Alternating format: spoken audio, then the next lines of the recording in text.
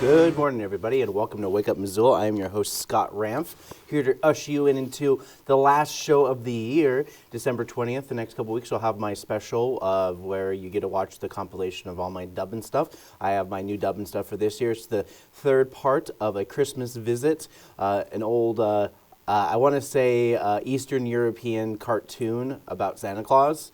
And we're going to have that conclusion later today. Other than that, I got some news items. I got some events that are happening this weekend. It seems like it's a pretty light weekend in terms of just like general Christmas stuff related to that. But I'll talk a little bit more about it as I get into it. But we're going to jump right into our city council as the city of Missoula looks to incorporate quite a bit of land for a little sum of what's that called? A transfer of land to the city of Missoula through open space bond money, but as a way and a means to just transfer that budget. But before we get that, the city has wrapped up the year with eyes on the future as they look to implement city growth policies from 2035 to 2045 and how our Missoula growth policy is implementing this 20-year plan to improve livability and access to housing stock in an ever-growing community that looks to serve more than 40,000 more people looking to call this place home. So also, Homeless Persons Memorial Day is tomorrow on the winter solstice, which is the 21st, and MCAT covers this, and those, and it covers the people that were lost in Missoula because of the strain of homelessness can be rough, and this is a way to recognize those losses. So they usually do it in front of the Poverello Center on the winter solstice on the 21st, so it'll happen tomorrow night, roughly around 6 p.m. City is also acquiring some land in the open space under an easement, so it's essentially where a landowner wants to bequeath their land to be sustained and untouched and undeveloped. And the city looks to approve this, and Zach Covington with the Open Space Advisory Committee voted in favor of this with their committee, and this is him talking to the city council. And mind you, these first couple clips are going to be a little bit rough to watch. If you look closely, the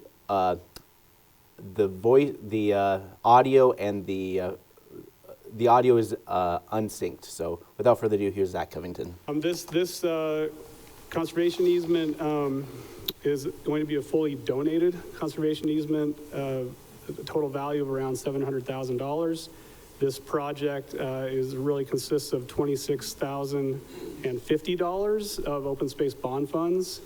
Those would be taken from the 2006 open space bond, which has approximately $200,000 left in the bond at this time. Yep, and so part of this easement is that they're getting hundreds of acres for roughly the processing fee of $26,050 of the 2006 open space bond money, which is roughly $200,000 left in the fund, while the new one, 2018, which was passed in 2018, is the one that has millions of dollars still put into that fund. So these are bonds. These are once the money goes away, the money will not be used to buy open space, and this is just part of their old 2006 open space bond money. Derek Ogle, Five Valley Land Trust, who is going to be stewarding this land in the future, talks a little bit more about their involvement. This is a really unique property in the Missoula Valley in that it has this constant year-round source of groundwater that comes up just east of the property and feeds the lower reach of Lavelle Creek. The little line that comes through the center of the property there is Lavelle Creek, and then this groundwater source it flows year-round and provides a nice combination of open water and wetland habitat for the property. And part of the reasoning behind this site not being developed is it's technically marshland, and the flooding happens pretty annually, and any kind of development would cost way more money just to get the land prepared for this. And this will continue the ag land with the cattle that use the land to graze and be used for locally sourced meats, along with birds and Five Valley Audubon. The bird watching for over the last 25 years have used this site. This is roughly looking at the this is basically looking a gift horse in the mouth and making sure this transition to trust oversight is as easy as possible. Unfortunately, like I said, this land isn't meant for people to use freely. Open space can be both used for access and limited access to preserve the land. While we are gearing up for the new year, future plans are on the horizon with the city growth policy for 2045. And so the city, of course, voted in favor of this to move forward. They had a lot of amendments. It went back to committee. And this is their kind of final push, where Ben Brewer, CPDI, talks more about this land plan.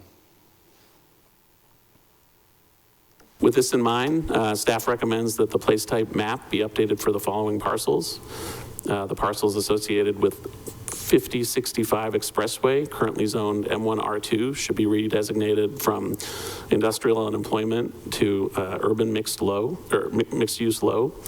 And the parcel associated with geocode number 042199011022900000, shown on the slide, currently zoned C2, should be redesignated from industrial and employment to limited urban mixed use. Okay, and all that information that was just given to you, we evolved from a less industrial land to make way for more housing and urban development. A lot of what's happening in the North Side area was former industrial land that they're looking to continue of industrial to more urban use and commercial residential planning. The city has worked hard in the past and used brownfield funds to help clean up the site forward to future development. And most of the sites they've had to clean up, it usually tends to be more topsoil related rather than deeper issues when it comes to, when you have an industrial site, you have to worry about contaminants, chemicals, and all that kind of stuff. But so far, Missoula has been fairly lucky with a lot of this stuff, and cleanup has been fairly cheap, mostly just hiring people to do studies and then just basically doing the due diligence to clean up the site to regulation standards. So Sue Holden, East Missoula Community Council, gives comment on this new land use planning as it pertains to communities in the outlying areas just outside the city.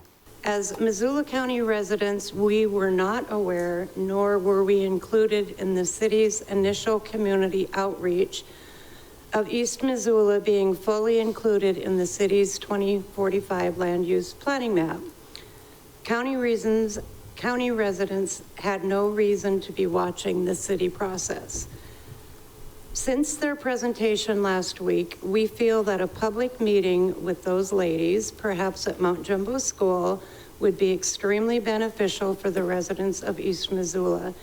If we are going to be wholly included in the city's plans before annexation and rezoning, we strongly believe we deserve to be included and heard. This outreach would help bridge that gap of communication. All right. And so that was the thing that they wanted to bring up. And, East Missoula is not part of the city plan. And, the city has ideas for what they want to do with a couple sites there in the future. East Missoula hasn't been as engaged with the city of Missoula because the city of Missoula doesn't recognize legally East Missoula as a within the city limits community. So they are considered outlying communities, very much like Bonner, Frenchtown, Lolo, still within the purview of Missoula County, but still under the direction of county, and the city doesn't really have much to say for them or against them. So it's very much like there's definitely a large separation between the communities. It's just the way it is. The city has in the past, even just this last year, worked with developers to see what they can develop on the east side, on the East Missoula side of things, as the county moved over to have the city help develop a new neighborhood that they're proposing. And it's ongoing right now, so who knows what's going to happen. But this is definitely something that, some residents, talk about some of the compromises and to offer more dwelling options. And this is one of the public comments, Dave Ashworth, talking a little bit more about what he thinks about this land use plan. When it comes down to having more housing, that's where I stand.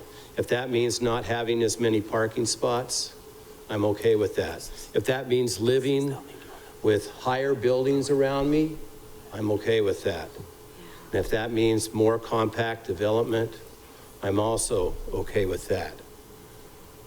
Families need to be together. I urge the council to keep all their options open. Thank you. Okay. And we'll go back to the parking issue a little bit later in my committee meetings as we're talking about some more land use and as it pertains to parking. Missoula has never been a place to retain a lot of the locals and tends to have an aging population that can move back and afford the cost of living of Missoula, but still lack options for the first-time home buyers looking for monthly payments less than $2,000 a month in a mortgage. But the average, according to LendingTree.com, the average mortgage rate for Missoula is roughly $2,453 a month for new mortgages as opposed to the old ones before the pandemic. It is also funny that we blame it on taxes more than the unchecked marketplace, but that's probably best for my Monday show, which we call MCAT Mondays, which is on the radio KFGM 101.5, a shameless plug by me. Aaron Pian, Housing and Community Planning, redirects comments that get a little bit too nitpicky about this plan moving forward because this is a plan. This isn't something that's going to be completely concrete as the city is more flexible. So here's Aaron Pian with the community housing and planning. But we're not proposing dramatic shift. That hard work has already been done by Missoula County with their recent land use plan and updated zoning map. And so we work to replicate that through the creation of the place types. Of course, the place types are a vision, right? It's how we anticipate this area could grow out, the opportunities that exist for this area to grow out. It's not zoning, and so it won't dictate growth in East Missoula until such time as individual private property owners apply to annex in with the city of Missoula. And we also have been asked questions about why we're planning for East Missoula and other areas that are kind of around the fringe of Missoula. And so wanting folks to understand too that that's a requirement of SB 382 in the work that we're doing, that we do plan for what's often called the extra jurisdictional zone. And so the area around Missoula where services can be extended to, especially in our utility service area boundary, we are required by law to plan for that area, even if those parcels never annex into the city of Missoula and become kind of bound to our zoning or development codes at that point in time. Yeah. It is kind of funky because, you know, the city of Missoula, since we acquired the water company, their jurisdiction has expanded into further communities that are not necessarily on the septic system, but now are part of the city water utility, which for the most part, utilities usually lead to more annexation in the future unless there is ruling or some written down memorandum of understanding for that. But I spoke about this last week. These are the guidelines for the future and work with county and state policy. Daniel Carlino City Council speaks further on actually, we're going to move on from there. So the city did pass this. I need a better wrap up for the segments to move on, but we're going to actually talk about some things that happened within the city of Missoula, which has to do with public comment. So Daniel Carlino, City Council member, spoke about public comment length and time and his grievances towards people not giving the allocated amount of time or not being patient enough for the 3 minutes to extend it or shorten depending upon it, and he thinks that there's too much bias behind it. And so this is what he had to say about the public comment and why he wanted to change it. This didn't get approved in committee and won't get approved today, but I just think that we need to rethink some of the ways that we're doing public comment. We've seen things change this year that have made it harder for people to public comment. And I think, keeping it to a 3 minute giving everybody 3 minutes at every meeting for each item, I think is fair. When it randomly gets cut down to a lower amount of time, it can make it harder for public commenters to get their point across. But I also think we should revisit letting people email the entire council at once, bringing the public comment on non-agenda items back to the beginning of the meeting. We used to have dozens of people that would come and comment. They could show up at 6 p.m., say whatever they want to say to their local government, and that's been taken away. And then also, we used to allow people to come up and talk to council members. Since we put these stanchions in, when I've seen people cross them, we've seen people snap for police officers to come stop people from coming to talk to us. Amongst other things, I think we're just headed in the wrong direction. It needs to be easier for people to public comment. All right. And, to reflect some of those things is that every segment, every business item does have room for public comment. Every time there's an amendment presented there's a public comment section of it after the city has their back and forth with this. And for most of the part, this hasn't been much of an issue among other staff, and Christian Jordan came to Daniel's defense of this policy, but as a right to implement this policy, not so much support, since the system of public comment isn't necessarily broken according to the majority of council members. Derek Hitt, public comment harkens back to public comment at the beginning of the meeting, as it changed as the new mayor, Andrea Davis, changed how the meeting is run. So this is what he had to say.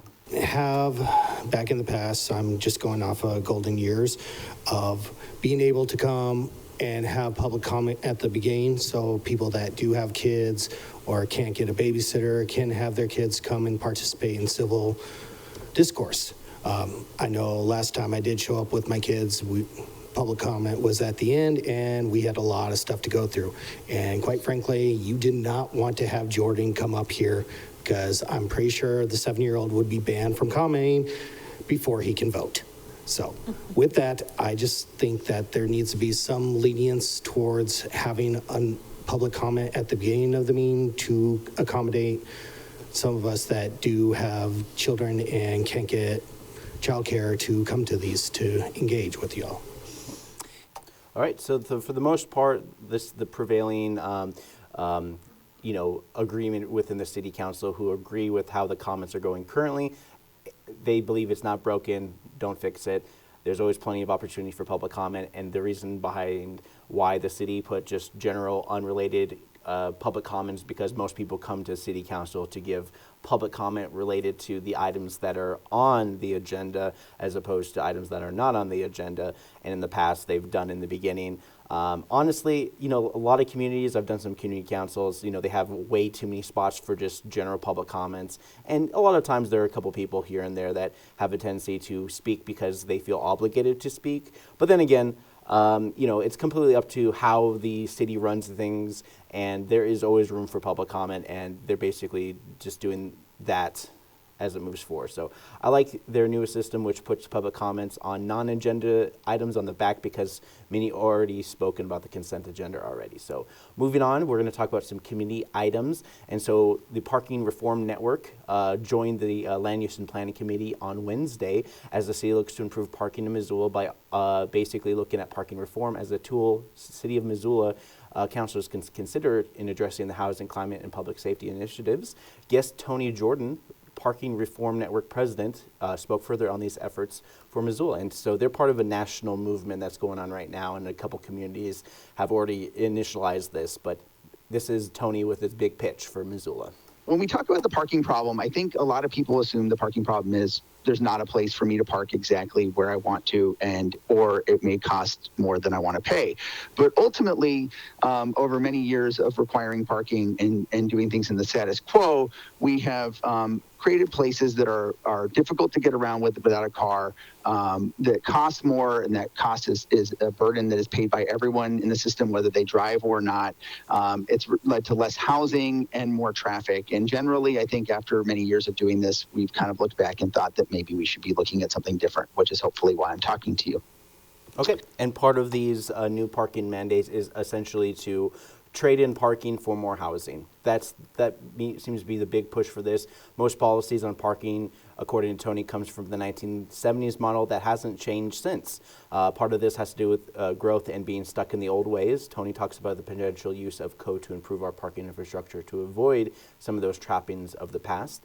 And he gives an example of parking versus cost of building affordable housing. Government built a park and ride facility for a train station there. There's about 1,000 stalls in this garage. It cost about $900 million to build this parking garage. It was $88,000 for a car. And in the same community of Stamford, Connecticut, they built an affordable housing project. It's a permanently, deeply affordable project. It doesn't require ongoing subsidy, and it can house about 120 people. It's not 120 apartments, but the residents, there's about 120 residents in this building, and it costs about $77,000 per person to build a home for someone versus $88,000 to build a parking space for someone who's still driving to work, right? This isn't transit that made it so they didn't have to drive. They're still driving and using that on the public road and facilities. And part of the issue with Missoula being the quasi-suburban city that we've created over the years is basically the public transportation infrastructure, which has improved, which is moving towards more connectivity through trails and sidewalks and stuff like that. And, it's in transitional period of growth. We're going to, we're outpacing the amount of people and cars that can even fit in downtown area. And not on top of that, Mountain Line is going through like a major transitional phase of growth with, I believe it was like $35 million grant. It's still something that's kind of, they're still discussing and working on through this, but for the most part, they want to build a new transit center while at the same time replacing most of the buses with electric buses, which, that's Missoula's initiative for climate change initiatives. But with the Midtown Master Plan, which basically goes from Rose Park all the way to Reserve Street past the mall, this part of the, works to improve this whole entire area. And Midtown is such a hotbed of interest in the city of Missoula because their private public donations to help the Midtown Master Plan far exceeded $530,000 just to come up with a master plan for what they would want to do with the Midtown. So they wanted to improve neighborhoods, connectivity beyond getting from I-90 to Highway 93. Statistically, because Missoula has more renters, which roughly has 1 car per apartment versus owners who roughly take up 1.5 car per national average, or my neighborhood, who I have one neighbor who has like 6 cars. That's the gearheads for you. But let's talk about some of the property taxes, how this impacts property taxes in terms of parking and stuff like that. And so here's Tony Jordan once again talking about this. This is a burden also on your city's tax bases. This is a slide from Urban 3, which does analysis on property. Empty parking lots require the same amount of infrastructure for road, water runoff, other facilities on a square foot linear like road frontage space, but they provide much less in tax revenue. So for cities that want to provide more infrastructure and services to their communities, it makes a lot more sense to allow for more medium and higher density developments because they pay a lot more into the system per acre, and you can support more of the things that your constituents probably want. All right. And so, just a lot of the impacts that parking already has in the city of Missoula.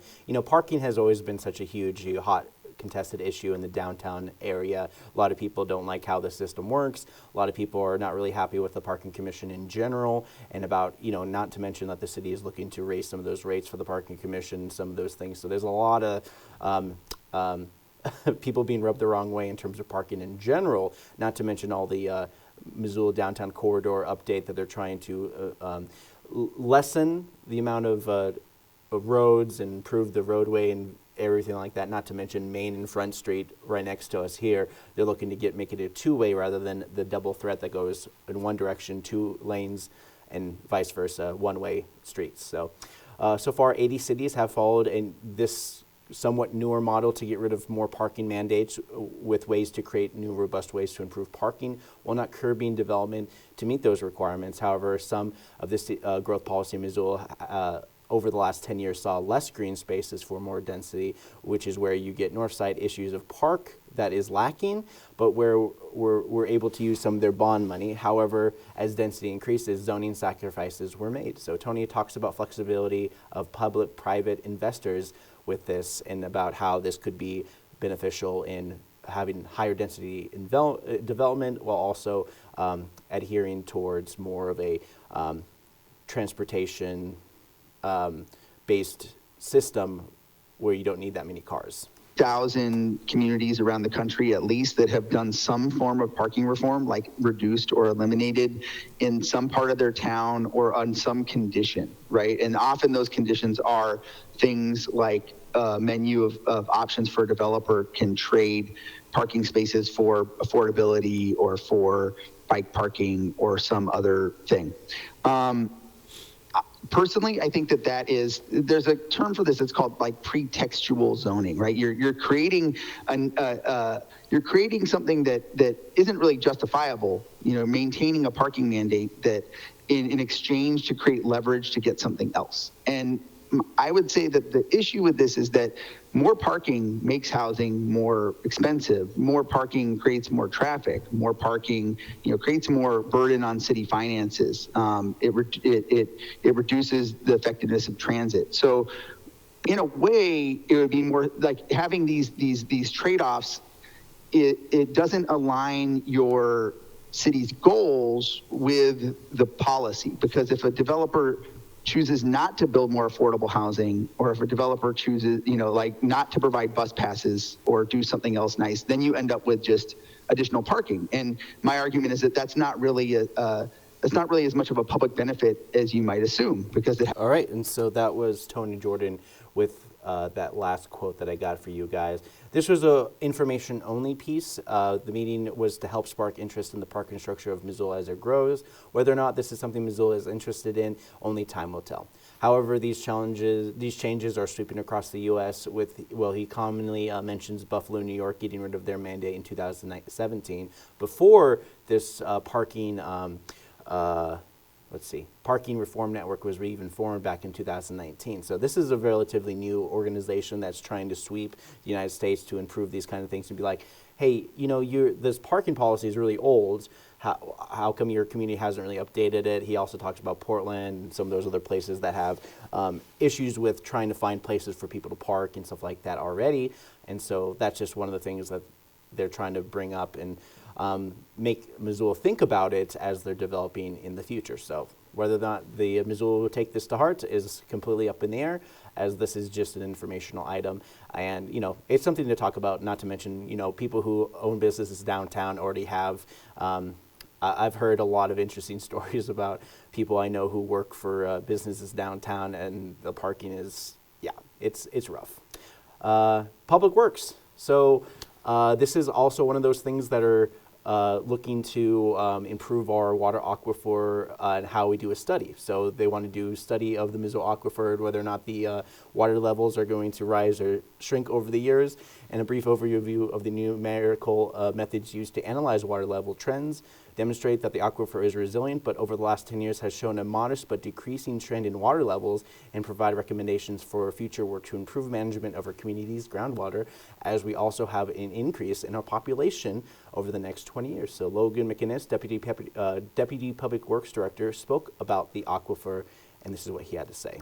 And this item is about sort of a desire we had to understand what's happening with the Missoula aquifer. We get a lot of questions from folks, with climate change, are we seeing any changes? We had a fair amount of data. I've looked at it over the years. There weren't really visible trends in static water levels, but really felt like we needed to have a more kind of scientific or mathematical approach to say, look, are there trends in the static water levels? Are we, mining the aquifer, or the levels going up? I just felt it was kind of beyond our capability. So just sort of, I don't know, out of the blue, we had put a budget item in last year's budget, and then didn't really know where to go with it. And then sort of out of the blue, Nick Silverman, who will give the presentation, I think maybe Lee Ratterman put him in touch with us. And it was just kind of exactly what we were looking for, sort of a heavy kind of mathematical way of looking at a lot of data to try to tease out trends. So. All right, and so as you'll see from the presentation from Nick Silverman, is he talks about some of the water trends in the city of Missoula, and this is what he had to say. One of the big findings, and Logan, when I showed him this, he was not surprised, but I just hardly ever see relationships like this when I look at data. And essentially what this is saying, that our pumping rate is the maximum temperature explains 95% of the variability in our pumping rate. So in other words, our pumping rate is really determined by temperature, which makes sense. Summer months is when we pump, it's when we irrigate, it's when, when we're using water the most. But I find this relationship really strong. And the other thing is that it's telling us is that as we expect temperature to continue to increase due to climate change, we can also expect pumping rates to continue to increase, irrespective of even population changes. And part of the presentation is he talks about how the Clark-Ferberger is a major supplier of the water to the aquifer. I always find it funny sometimes you never know what you need until somebody mentions things like, do you think we'll have enough water in the future? The leaky water system and the dry winters with less snowpack year over year, on top of all the state emergency declarations of drought over the last decade, Missoula is one of 64 communities that is considered a sole source of water community, which means we have our own aquifer. Most places have to get water from other sources, and they have to pipe it in, or all sorts of things, Lake Mead for California. It serves tens of thousands of people in Missoula. However, as the predation went on, Missoula's Clark Fork River, that contributes greatly to the aquifer, is steadily increasing over the last 10 years, and Logan responds to the water demand growth. And so this is what he had to say. We've got other efforts going on. We're doing a facilities planning effort right now. That's, we're working with CPDI and, transportation, all the other groups to sort of do, what's population forecast, water demand forecast, that kind of thing. So within a few months, that study will be done. City's been chugging along at kind of that 1.5% growth rate, and we think that's going to continue. I mean, we've got a really long history of data. I think it feels to a lot of us like, oh, COVID really changed that, and the data actually doesn't really show that. I mean, we have continued to grow, but we haven't boomed like Bozeman. We're just kind of chugging along. All right, and so that was roughly the presentation, and so far this is, like I said, informational only. Not much going further with this plan, and the water utilities priority is to improve leakage, and this study is newer as trends of water demand are more affected by leakage than the what-ifs of the future, even though this meeting is about creating this study to be implemented through this predictive modeling of the future. Up next, we got some songs from Empower Voices during their holiday concert. So this was a fun holiday concert that they did just this week on a Tuesday night. Oh, excuse me. So without further ado, here is a little taste of this from the Empower Voices. All right. So, sort of magical miracles, one of which the reindeer fly, 2, that he can come down the chimney, 3, that he can do all that in one night. But one that is not talked about very much is how he can eat all those milk and cookies. So I wrote this little song to deal with that question.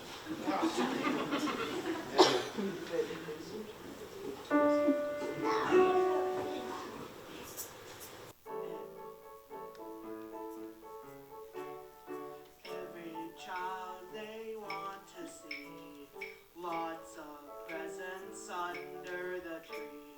They leave Santa little bride. They put out the milk and cookies, and for Santa when he stopped, and come down from the rooftops. At every house and every tree, there's another plate of milk and cookies. Santa, Santa, don't you belly bust. Santa, Santa, wanna get a great big rumba, samba, everybody dance. Singing trees and every tree, Santa's gonna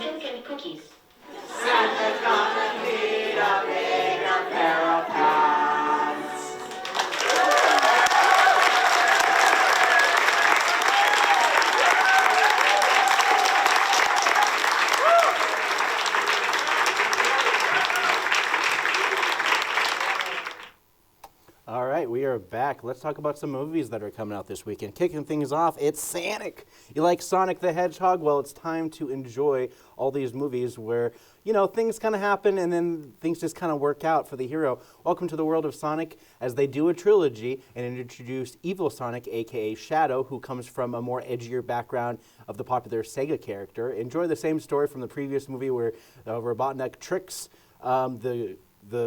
the anti-hero into fighting Sonic because he's more evil and he's the reason why his life is terrible. And then they realize, like, oh, we're not so different, you and I. But the doctor, the real evil, was the real guy the whole time. So basically they're rehashing the second one, but with, you know, new characters. So that's what you can expect from this one. Then we got Mufasa, the first Lion King. Enjoy yet another expansion of the Lion King lore in their portfolio as they look to do an origin story for Mufasa.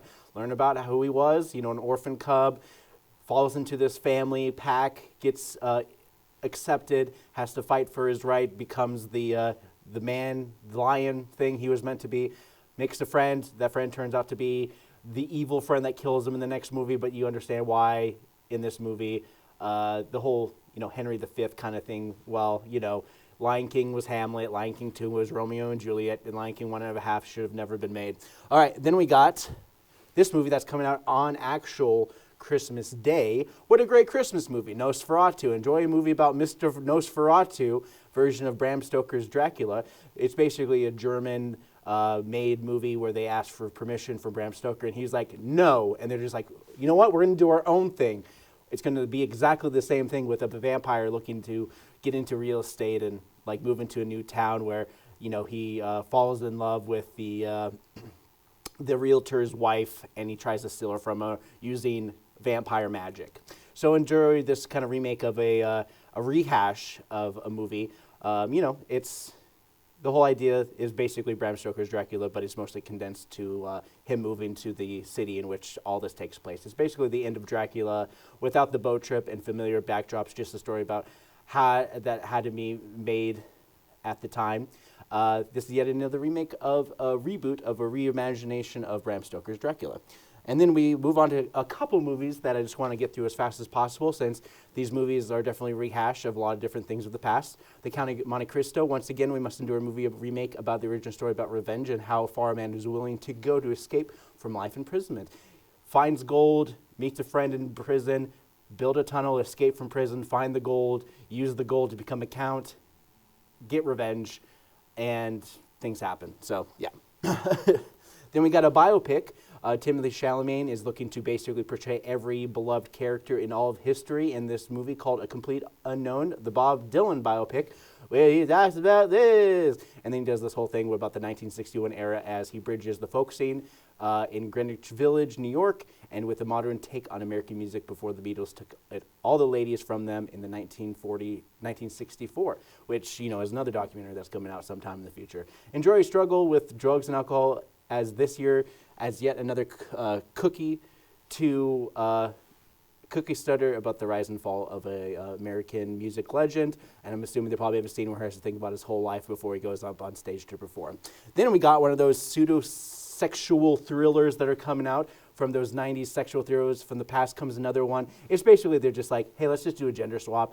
The guy is the who is the temptress to the CEO woman who's looking to give up her power just so she can feel free. You know, she's married and she has an affair with her intern, basically. It's the roles are reversed from, you know, all those kinds of movies from the past.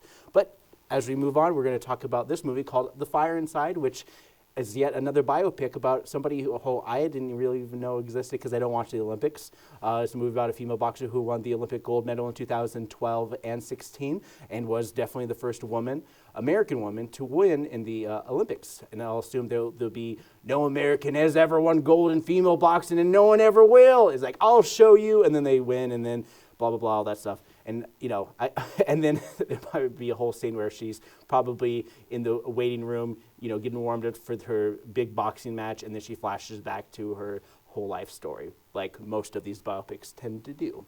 All right, so those are the movies that are coming out this weekend. Up next, I have the final dub and stuff of the year from the third part of an old animated movie from some Eastern European country from the 1959 movie A Christmas Visit. Oh no, the storm! It's getting out of control! I don't know if I can make it. Oh, that darn lion. I'm going to show him a piece of my mind if the next time I see him. Oh! Oh, what the heck is that? Huh? Whoa! Whoa! You're not built for the winter, are you? Oh no, not another talking animal to show me the way. I refuse to ask for direction. Oh, that's the last bell to midnight. You better get home for Christmas, young man. Oh, what's the point? What's the point? It's Christmas. I know you're in the South Pole. Hey, boys, we're going to get this kid to the North Pole. All right. Don't worry, we'll get you there in no time. We're on the other side of the world, and we are literally no time left. Oh, nonsense. Have you heard of the hollow earth theory? We're going to punch right through this planet. Well, if we're going to do it, we better hurry before it's too late. Come on. I need to get out of this snow. Come on, boys. Let's help this little fella out. I think we can make it back in time. Thank you so much, penguins. Oh! Hold on, penguins! Sorry, we're just not used to waddling. I found a shiny red thing. Oh, there's no civilization for miles. Oh, never mind. There they are. Oh, no! Oh, jeez, I'm too late. There's no hope. No hope. No hope. Huh, that was weird. What's up? Hello there. I am the mailman. I've been ringing the doorbell for quite some time now. I think I have a letter for you. Check this out. You didn't read my letter, did you? No. I got a letter. I got a letter. I got a letter. Hey, hey, hey, hey. Hey, Mom! Look, I got this letter from Santa Claus. Honey, that says return to sender. But Santa must have returned it, right? Oh, sure, Charlie. Whatever you say. Hey, thanks, Mr. Mailman. I appreciate everything you do. You should get paid more. Oh, I agree.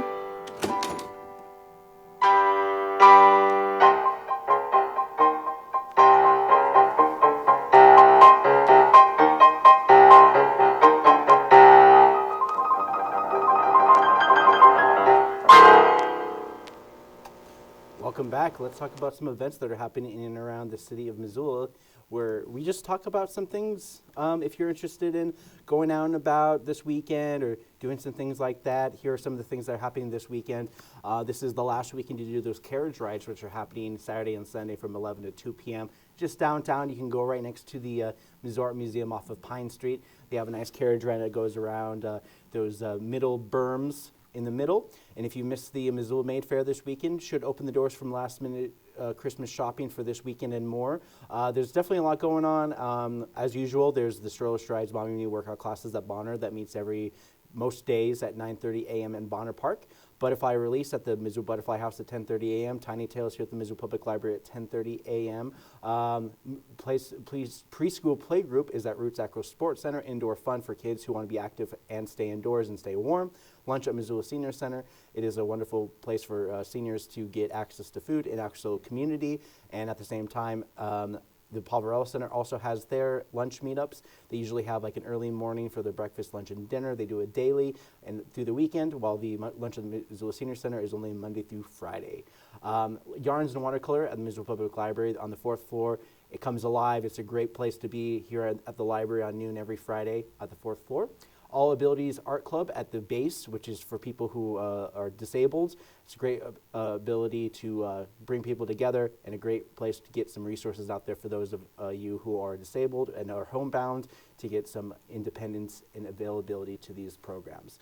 Hands-on Science, Crazy Chemistry at Spectrum Discovery Center here on the 2nd floor at 2 p.m. This is their specific event, their science exhibit where it's very hands-on, and they're working on crazy chemistry this time around. And on the same floor, around 2:30 this afternoon, Lego Club hosts.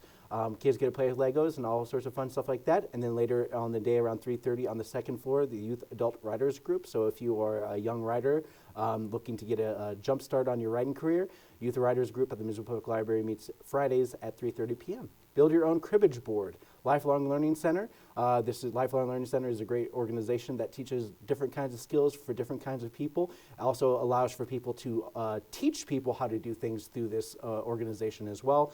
And just so you know, it's probably a lot more cost effective to build your own cribbage board, because I've seen cribbage boards at the main fair for anywhere between $75 and $135, which is crazy.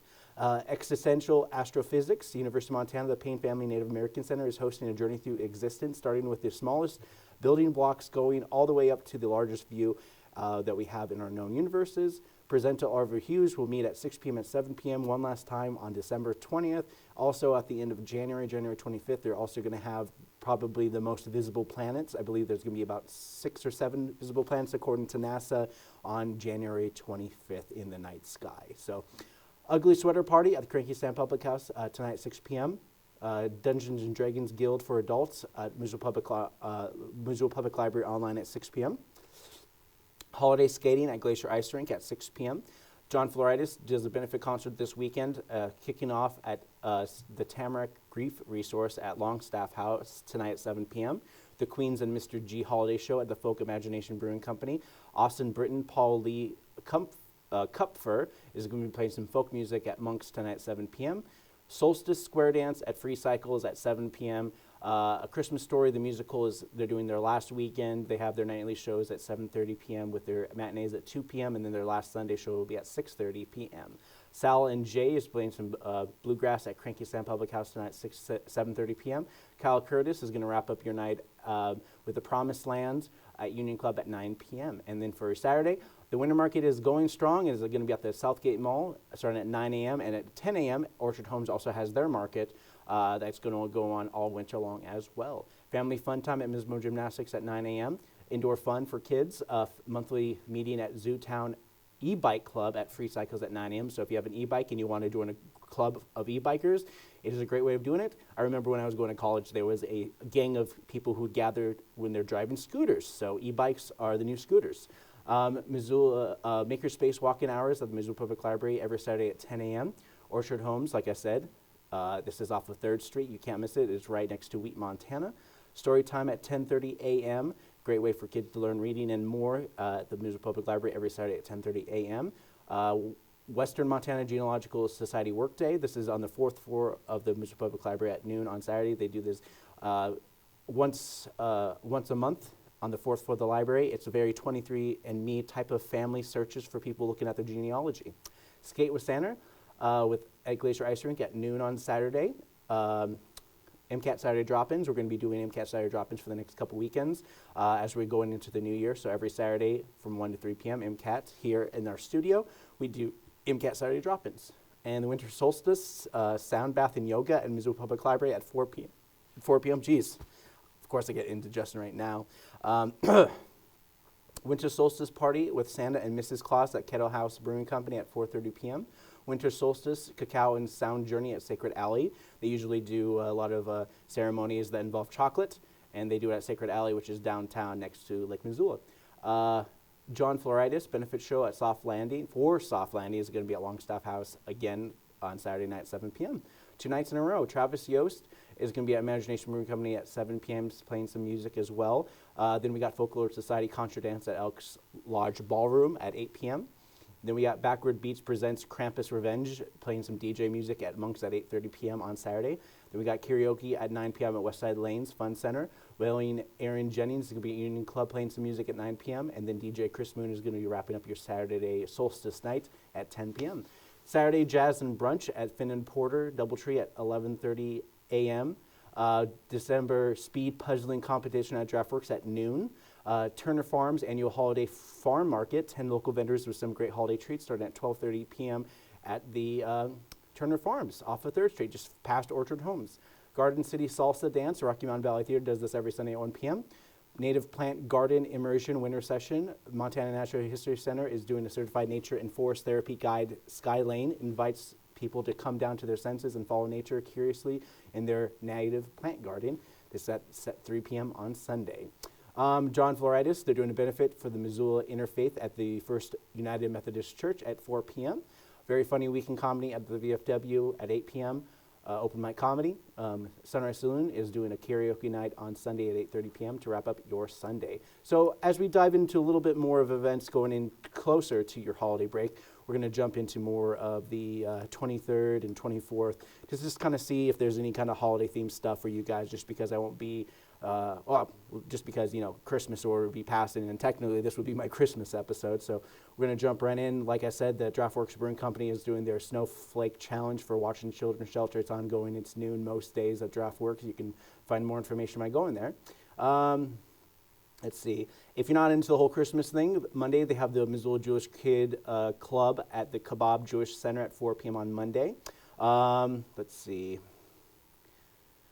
Just want to make sure they're looking at some of the stuff for Monday. Doesn't look like they're doing too many things related to Christmas, holiday season stuff. As I look further down, for Christmas Eve, they have their basically copy and paste events that they do every week, which they don't take out for Christmas sometimes. So you want to be aware of that for MissoulaEvents.net, that some of the events that are repeated on a weekly basis, it's probably not going to be available for some of these days. Christmas Eve, there are places that probably will be open these days, but it doesn't look like there's too many things related towards the Christmas Eve stuff, as it's more like the Snowflake Challenge for the Washington Children's Shelter, Power Hour. Then they have the Palvarella Center Food Pantry at 5:30 p.m. So anybody wants to do that. They have Xmas Bingo at Odd Pitch on Wednesday. Let's see. Yeah, there's just not much like very Christmas-centric themed stuff on MissoulaEvents.net for that week. So I'm going to jump right into some more news things that are happening in the city of Missoula as I wrap up my show. While Missoula sees more people passing through the road through road trips, our airport reported a record of 1 million people using our fair airport. Based on trends hovering around 900,000 people since 2019, with pandemic numbers impacting growth recently, they hope to pass this threshold this weekend for holiday travel. I'm just glad you don't have to walk to the tarmac on the tarmac anymore since they built the new terminals, which the story more or less was part of a national funds through Build Back Better under President Bush, which went on to support Montana airports as they plan to build on to the terminals and more to expand our airports. It's part of the Build Back Better, and a lot of airports in Montana are taking advantage of these funds to help expand the airports. Montana is also looking to debate teacher wages going into the legislature. Kalispell gave their entry-level teachers $9,000 salary boost after negotiations. The raises will help close a lingering salary gap between the district and 7 large AA peers across the state, bumping the starting teacher salary pay by 13% this year and an additional 10% for the 2025-2026 school year. But according to Kalispell Public Superintendent Matt Jensen, the additional cost of the increase will already result in the reduction of 35 staff positions across the district's K-12 schools. The situation could be even more tenuous if the plans to boost teacher salary statewide through what has been dubbed STARS Act stall out in 2025. So the TEACH Act is something that has been a Band-Aid for our teaching salaries and staffs for the last 4 years. And unfortunately, those funds were allocated with the guarantee that the state lawmakers will pass the bill of the STARS Act. Throughout the past year and a half, the Montana Free Press has been reporting on a lot of education-based news items, and state educated leaders have devoted considerable time to discussing teacher pay and its contribution to Montana's ongoing education shortage. The Department of Labor and Industry launched a study to inform those efforts, and while a final report of pending initial findings this summer showed starting teachers in the state make an average $43,000 per year, which is roughly $22 an hour, with the cost of living will cover half of the expenses based on average cost of living. To that end, our Governor Greg Gianforte preliminary budget for the coming the legislation session includes an additional $100 million for state funding and helping local districts increase teacher compensation.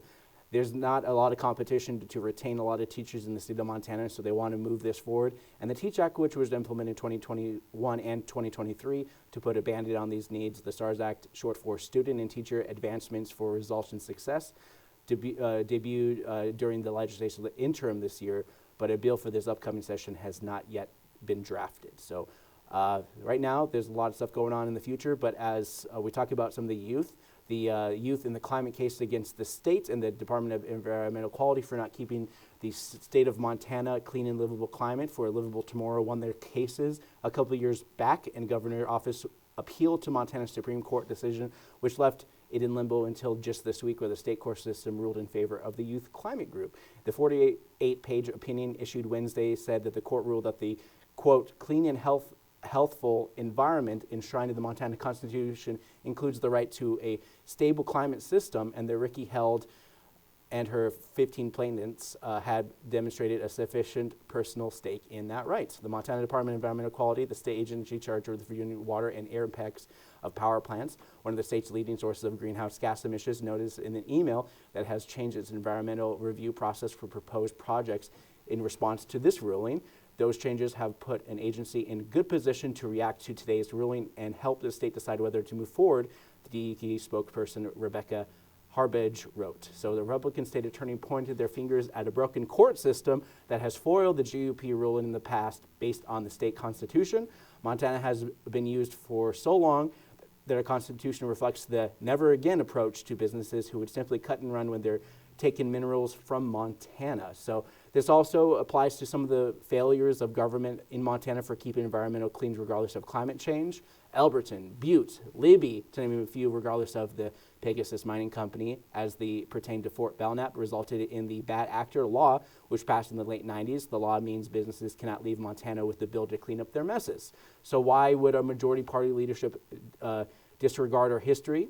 Money, perhaps? All right, so those are some of the things that are happening and impacting the state of Montana and beyond. So some good news going into the new year, and some interesting things happening in the national narrative as we keep talking about this government shutdown that's lingering just because Elon Musk decided to do a tweet and say, no. And then a lot of people call Congress and they're just like, I guess we have to listen. So they're shut down and they're gonna have to decide before the holidays whether or not they're gonna get paid, and all these federal programs that help people be fed through the food pantries and all sorts of things also get fed as well.